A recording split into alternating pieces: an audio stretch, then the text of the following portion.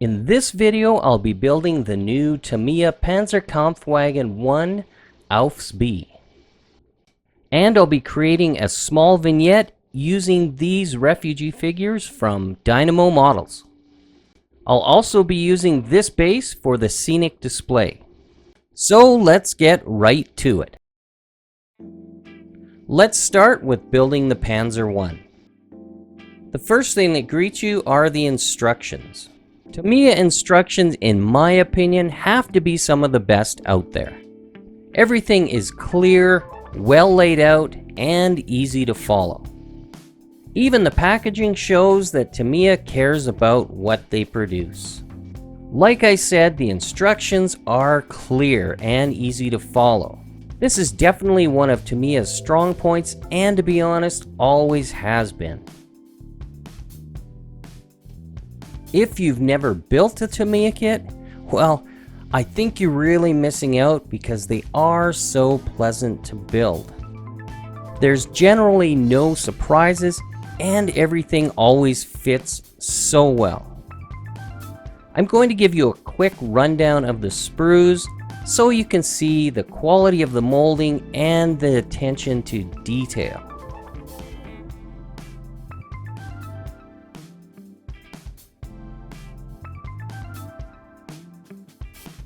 As you can see, the details are very fine on this model.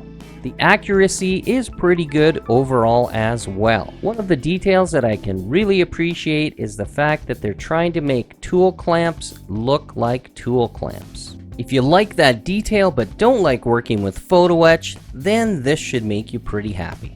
Also, Tamiya's figures are becoming better and better with each new release. They're still not as good as a lot of resin figures out there, but they are certainly getting there. More details you won't have to add are cast textures and weld beads. Tamiya's got you covered there as well. The decals or decals still seem a little thick in my opinion, so it would be nice to see those upgraded in the future. We'll also take a quick look at the Dynamo Models refugee set. The first thing I noticed was some warpage in the wagon bed. That'll easily be fixed with some hot water or a hairdryer. Look at the fine woven detail on these chairs, truly remarkable. This is where 3D printing really pulls away from injection molded models. Plastic injection can only go so far, and that's why I like 3D printed or resin cast models. The details are just significantly better. Dynamo Models has really dialed in their supports. They're super easy to remove and hardly leave a mark on the model.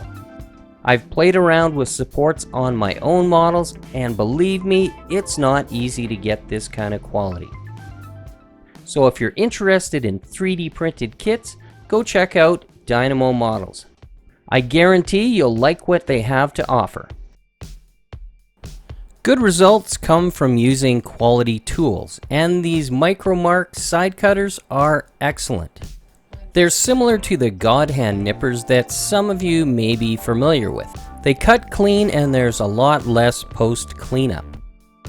What you're left with is just a small nub that needs to be cut away and sanded smooth.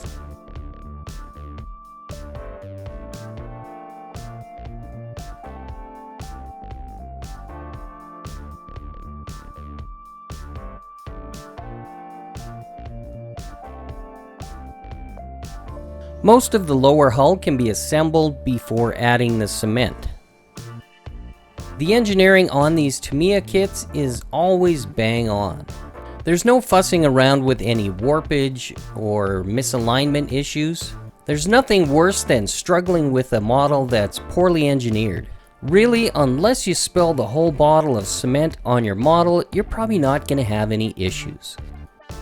I wish all manufacturers would use these polycaps for their road wheels. It sure makes a difference when installing the tracks later on.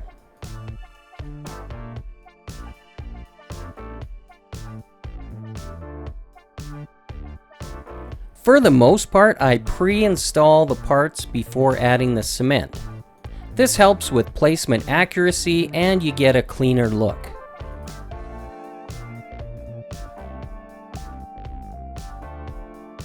On the other hand, there may be times when you need to place the cement before the part.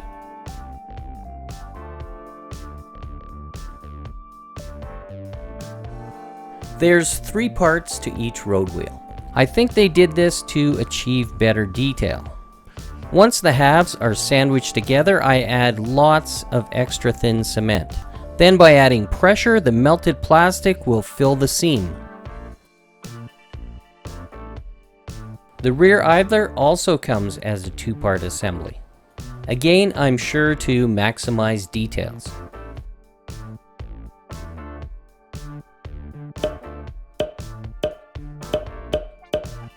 Notice here the melted plastic that has formed from the pressure applied to the 2 halves.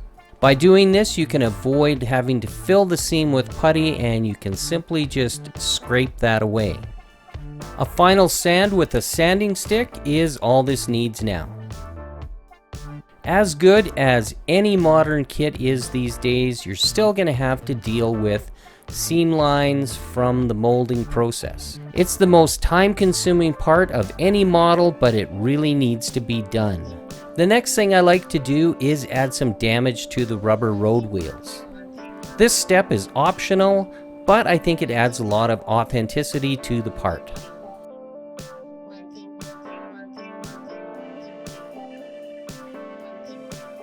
The tracks come molded as link and length. They're nicely detailed, but will require a lot of cleanup. Here's where having a good set of sprue cutters really comes in handy. If you're interested in these sprue cutters, you can check them out on my Amazon storefront, and that link will be in the description below. Cleaning up the track links will be where you spend the majority of your time on this model. There's a lot of mold seams and some pin ejection marks that need to be dealt with. Most of these pin ejection marks won't be visible, but I don't like to take a chance that any of them will be. So I just take care of them all.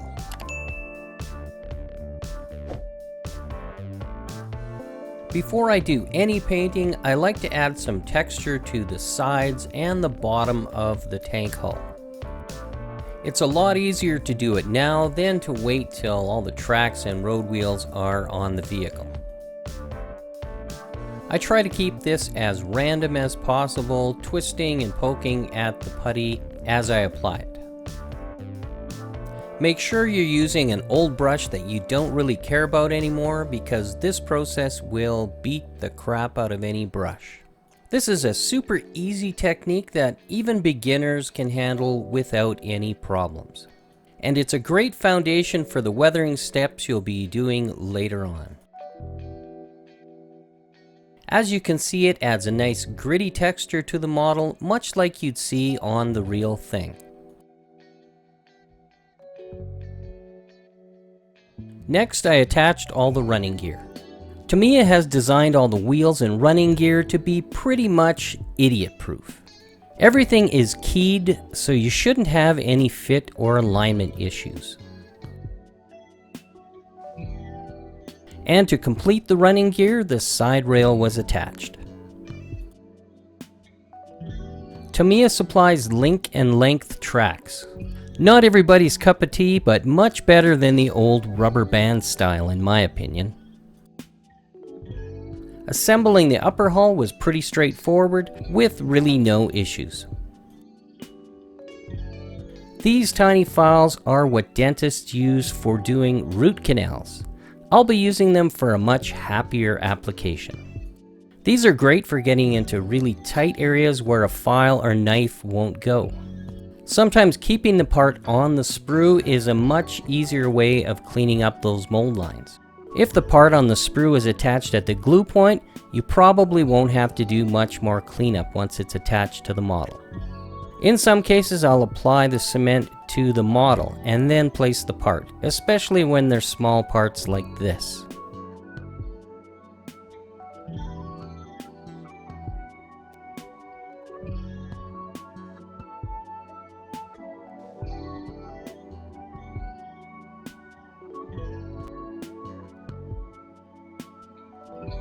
Even though Tamiya did a nice job on these tool clamps, there was still room for improvement.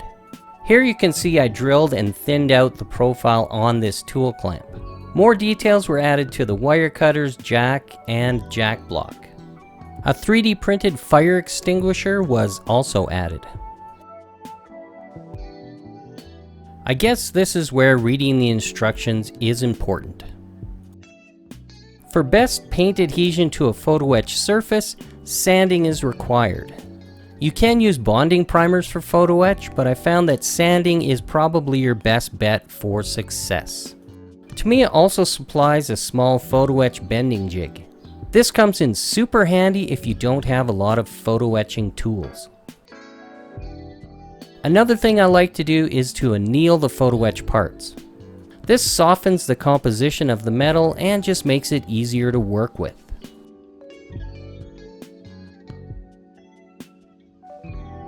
I used the same squish technique here with the muffler. Using this technique just makes things easier for filling later. I also hollowed out the end on the muffler. For some added interest, I textured the muffler with a little bit of extra thin cement and an old brush. This also helps to hide the seam where the two parts come together. The structure on the end of the muffler was also textured. While the plastic was still soft, I added some weld bead details. It's a small detail, but I think it's an improvement. After drying for 24 hours, I sanded back some of the high spots. A final application of Tamiya Extra Thin was added to smooth everything out.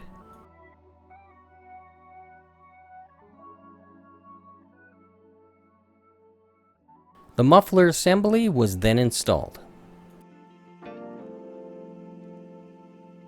And with that, the upper hull was now complete.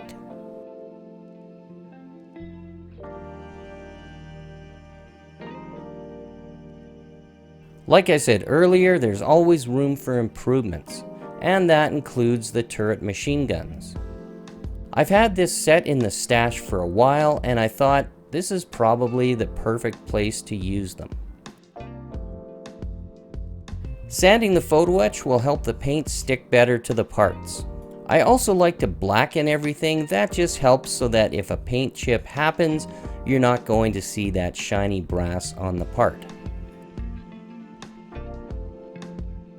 I then neutralize the blackening agent with some water. And these are the results. I think it's much better than that shiny brass. Putting these together wasn't really worth filming. They were fiddly to build, and you probably didn't need to hear me losing my shit during the construction. The figure that comes in the kit is pretty nice overall, but again, there's always room for improvements. I've done a lot of undercutting on this figure. That means I've done a lot of scribing under some of the details with my hobby knife. Again, it's not a necessary thing to do, but I think it really goes a long way to improve a plastic figure. Once that's complete, I smooth everything out with some extra thin cement. And most of the time, I'll use a resin head replacement. It makes a noticeable improvement. The last thing that needed to be done was to remove these pin injection marks from the driver's hatch. This micro chisel and these fiberglass pens really come in handy when it comes to removing pin ejection marks. Once the pin ejection mark has been removed, it's easily smoothed out with this fiberglass pen tool. These chisels are great when working within tight spaces, especially where you want to preserve fine details. I can now dry fit the model to check for any errors. For the most part, I think it fit together really well. The only issue I had was with the way the tracks fit. They're a little short where they come together, so I may have to do some adjustments. The tow rope for the front of the vehicle was okay, so I decided to create my own from thin gauged wire. I intertwined 3 separate wires together, then slowly turned them between these 2 tools, until I achieved the right look. It's not perfect, but I think it's much better than what the kit supplied. The wire was then burnished to remove any of the shiny metal. I'm going to set the Panzer I in a 1939 Poland setting, and these two Dynamo refugee sets will help tell the story. I was really drawn to these two figure sets when I first saw them, and I think they're really going to add a lot of impact to this little vignette. Let's take a quick peek at the first figure. First off, these figures from Dynamo Models were sent to me at no charge. I'm not getting paid and I don't have an affiliate link with Dynamo. Anything I have to say, good or bad, is of my own opinion. I've been using this ultrasonic cutting knife for a couple months now, and I have to say it really makes a big difference when removing the supports on 3D models. However, I don't really need it here. Dynamo designs their supports so they're easy breakaway and there's no issues getting the model away from those supports. All you're left with are some small nubs to clean up, and they're always on the bottom where you don't even see them. These are beautifully sculpted figures, and I think some of the best on the market today. This is the full content of the set. The figures and accessories remove easily from the supports. The ultrasonic cutter was used to remove the remaining supports.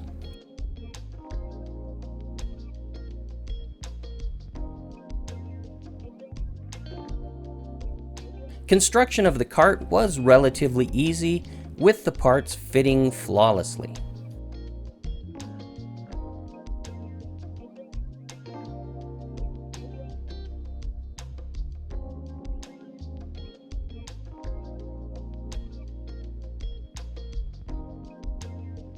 If parts are critical to where they need to be placed, I like to use 5-minute epoxy.